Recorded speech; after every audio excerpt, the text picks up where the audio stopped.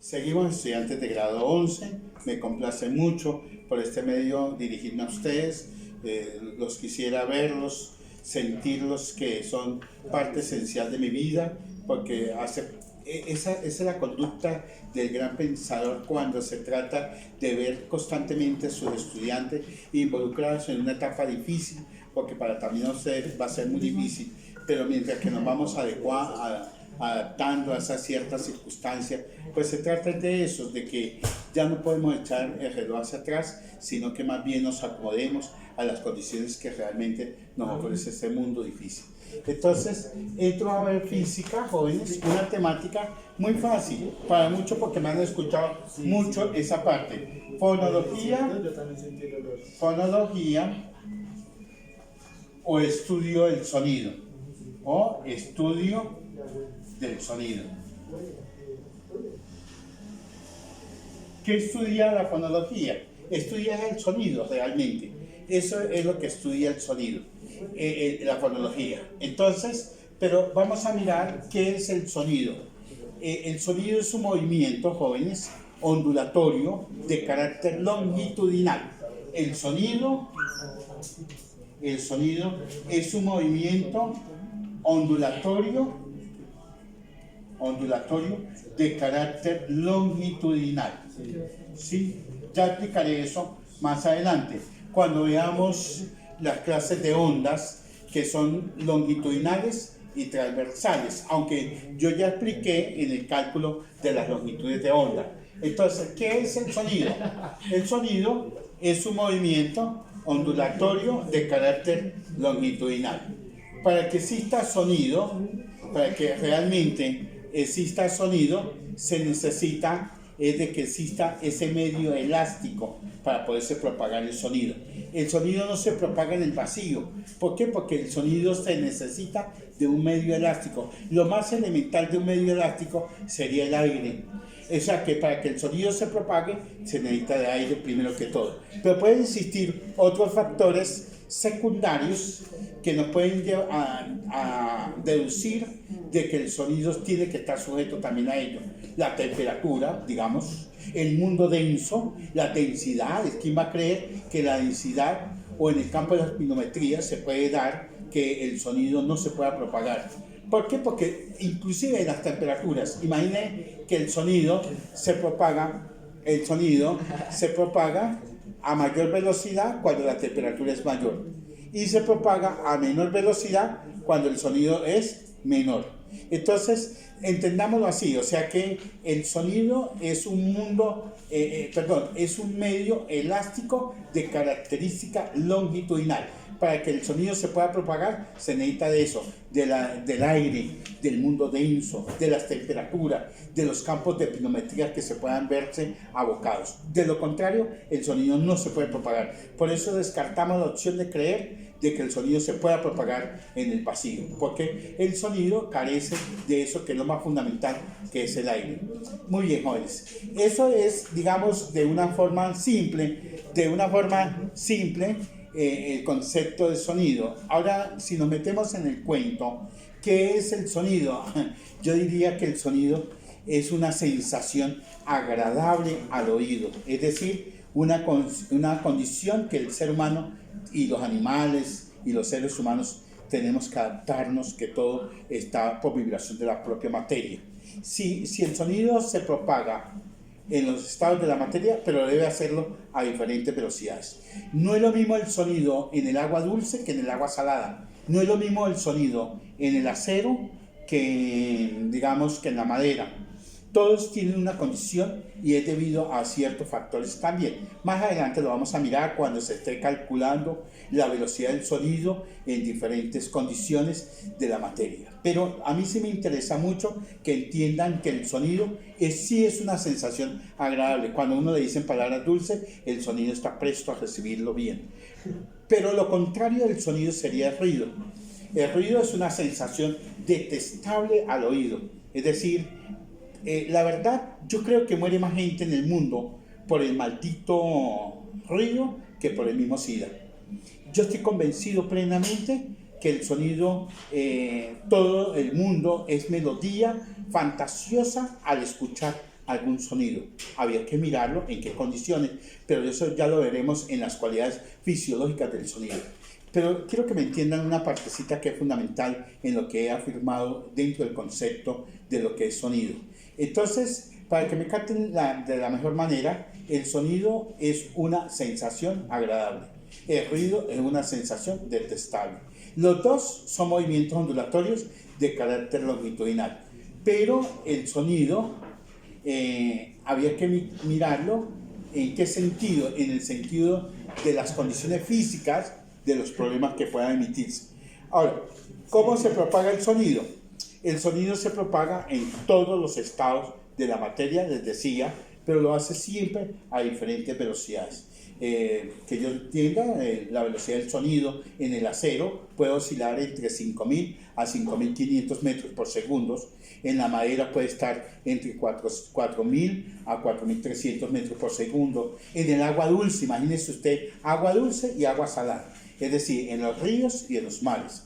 Cuando el sonido se propaga en el agua dulce, o sea, en los ríos, puede oscilar entre 1.350 a 1.400 metros por segundo. Y en el agua salada puede estar entre 1.450 metros a 1.500 metros por segundo. Miren ustedes nomás esa conclusión. Estamos diciendo que estando en el mismo estado de la materia, en el estado líquido, ¿por qué se da en el agua dulce menor la velocidad que en el agua salada? Pues sencillamente por los campos de densidad, porque dije que también podían incidir algunos factores secundarios que se hacen ver dentro de la propagación propia del sonido.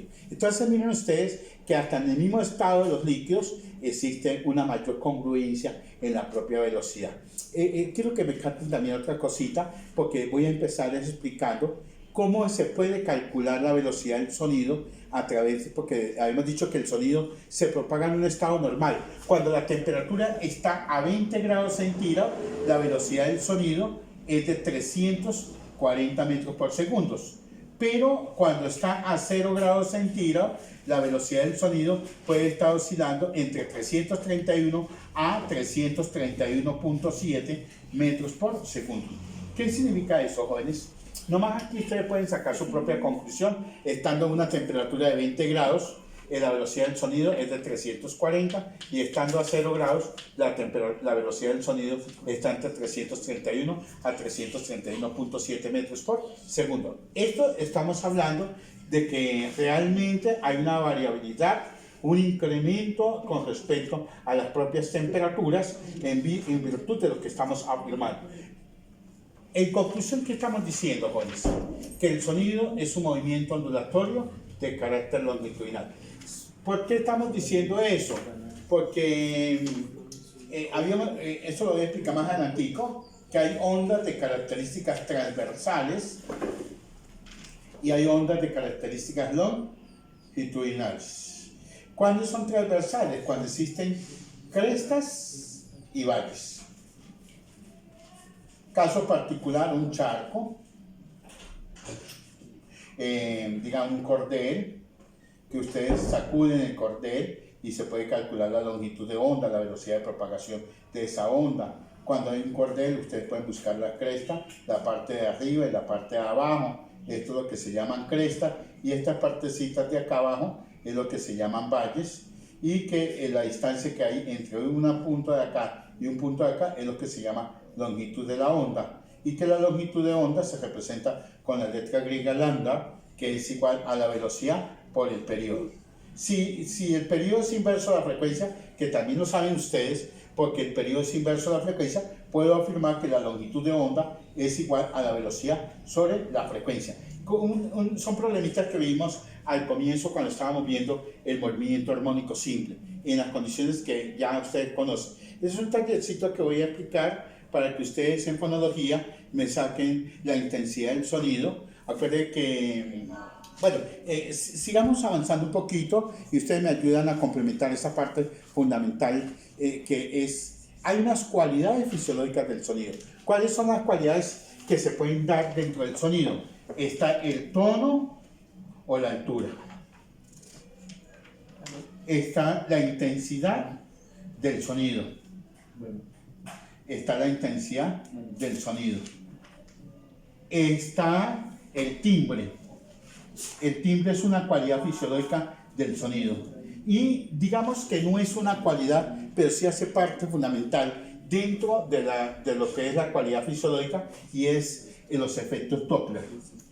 Los efectos Doppler. Ya explicaré uno por uno de cada una de esas partecitas. Mire, el tono depende de la frecuencia. El tono, la altura, depende de la frecuencia.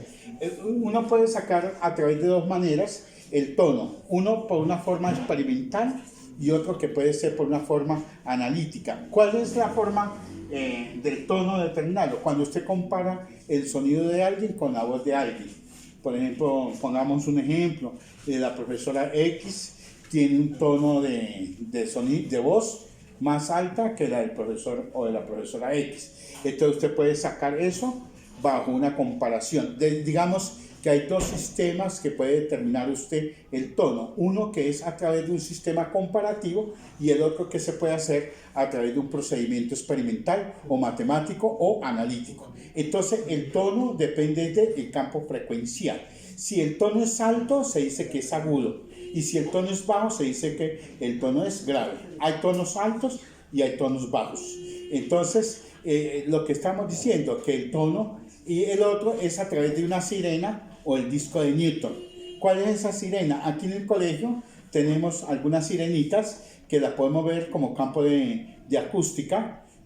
Unas que ustedes han visto que son una ruedita y tiene un poco de circunferencia o huequitos que son equidistantes. Eso podemos mirarlo y que si yo hago girar toda esa cantidad y la hago girar, ustedes ven que se unen son todos los punticos y ustedes pueden gritar y el sonido sale por un lado o por el otro y se puede calcular ese tono o esa altura, dependiendo. Eso lo haríamos a través de un sistema experimental o un proceso analítico o físico. La intensidad ruidosa. La unidad fundamental de la intensidad es el Bels, pero como Bels es una unidad supremamente grande, se trabaja en decibel. Y luego significa, ustedes me pueden ayudar, pues ahorita que me estoy acordando, jóvenes, ¿quién es el señor Graham Bels? Graham Bels, ahí se los estoy poniendo para que ustedes me ayuden. ¿Qué aportes hizo ese señor dentro de la fonología o dentro de la acústica? Recuerden que él también creó los famosos teléfonos, que eran, bueno, muy rudimentarios, pero hacía parte esencial en su momento histórico. Entonces, la intensidad, la unidad fundamental de la intensidad es el Bels, pero Bels es una unidad supremamente grande. Entonces, podemos decir que para calcular decibel, porque es 10 Beles, entonces intensidad sonora es igual a 10 por el logaritmo de I sobre I sub 0. Pero I sub 0, acuérdense que I sub 0 equivale a 10 a la menos 16 vatios por centímetros cuadrados.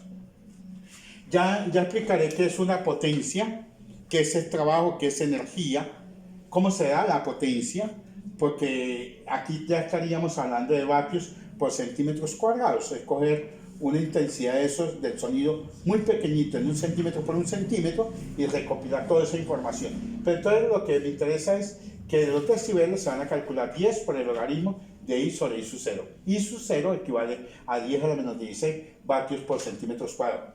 No hay que olvidarnos que la unidad fundamental es el Bel, pero por ser Bel una unidad muy grande, yo trabajaría con decibel. Y timbre o efecto Doppler. Aquí cuando hablamos de timbre, se refiere a las dos fuentes que se dan a conocer dentro del sonido. Una fuente que recibe y una fuente que da. Una fuente emisiva y una fuente receptora. Hay una fuente que da y dependiendo de los efectos que más adelante, cuando la fuente emisora permanezca quieta y el receptor se pone en movimiento, o cuando la fuente emisora permanece quieta y el receptor se pone en movimiento, o cuando ambas fuentes pueden permanecer en movimiento o pueden estar en estado quieto, podemos calcular esa conducta en los propios efectos Doppler. Acuérdense que eso para los efectos Doppler solamente se aplican 3 condiciones que se pueden dar y se pueden ver unos problemas aplicables de una vez aprovechando los logaritmos en base 10 o los famosos logaritmos de Bridge, que son los que se trabajan en base 10. También se pueden trabajar logaritmos de base 10, que son los mismos logaritmos de Bridge. Entonces me hacen un favor, señales de 11. Yo como a veces voy hablando, pues se me van haciendo inquietudes, ustedes me ayudan primero a la biografía de este señor Granvers y me averiguan qué se entiende por logaritmos de Brice. ¿Qué entendemos por logaritmos de Brice? Acuérdense que yo dije que se trabaja en base 10. Igual que las notaciones científicas.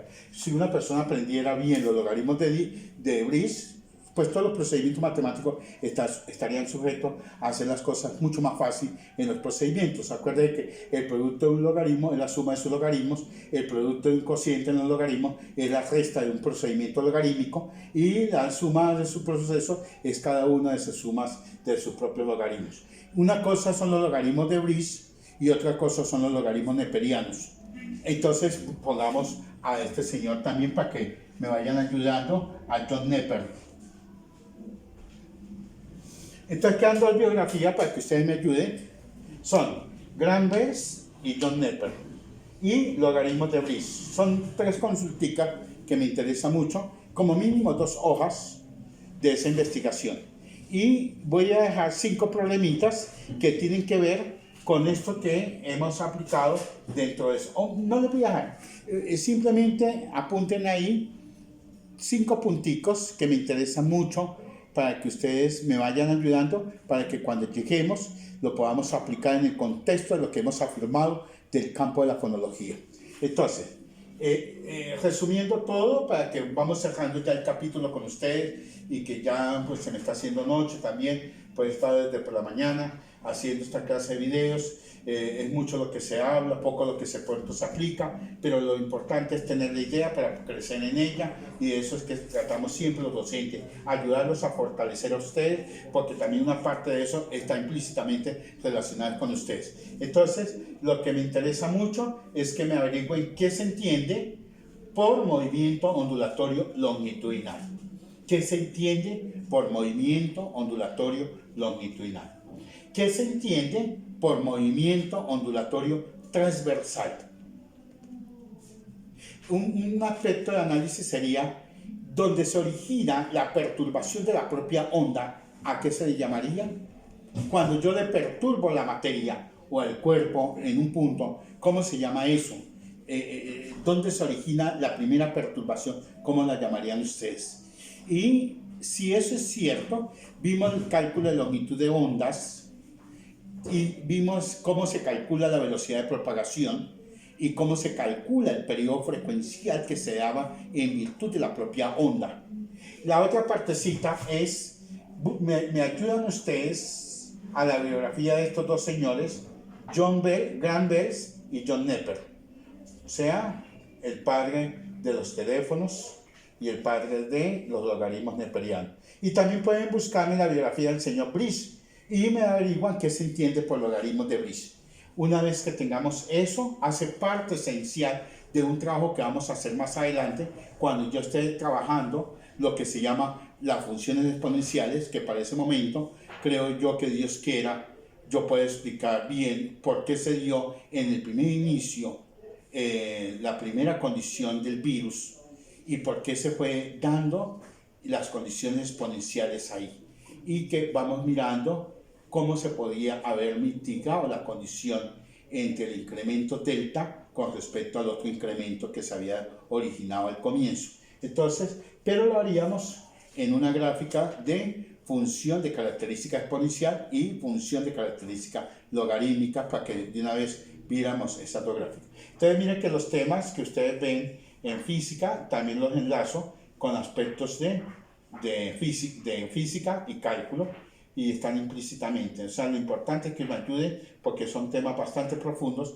y lo que va a entrar más adelante son a interpretar cómo se calcula la velocidad del sonido a diferentes temperaturas, cómo se calcula la intensidad del sonido, cómo se puede dar los efectos Doppler para las 3 condiciones que he afirmado, y cómo se puede dar las otras condiciones del tono de altura en las aplicaciones de problemas.